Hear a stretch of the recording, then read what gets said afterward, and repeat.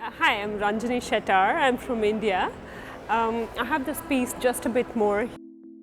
This is made out of beeswax, which has pigment in it, and the threads that I've used are cotton and they're dyed in tea decoction. I'm a sculptor, so I'm very used to beeswax. We made a lot of wax works in college to make bronze pieces. I always thought wax in itself was very beautiful as a material, but we always thought of casting it on something else and had not used the immediacy of the material. It has a very gentle, translucent quality to it, and it's incredibly light, and it can last very long, although it's a very delicate material.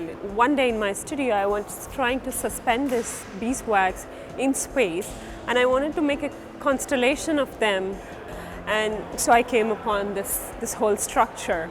And it started with a tiny piece. I felt there was more that I could explore with the same material, same medium, with a different format.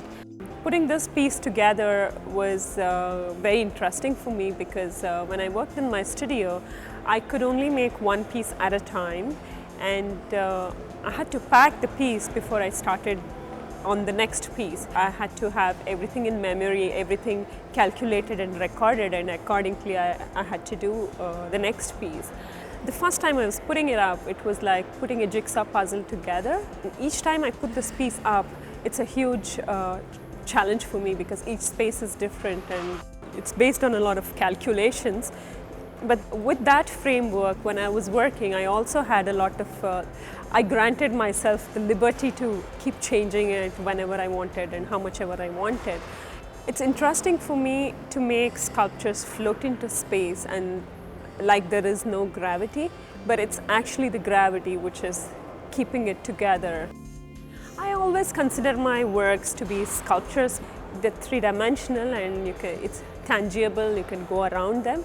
But then, yes, it's essentially a drawing in space because although I have so many drawings, before making the piece, I don't have a drawing where you can see all of it together. So when I start making it, that's when my act of drawing starts. When I start in the space, that's when drawing happens, and it starts to flow in space.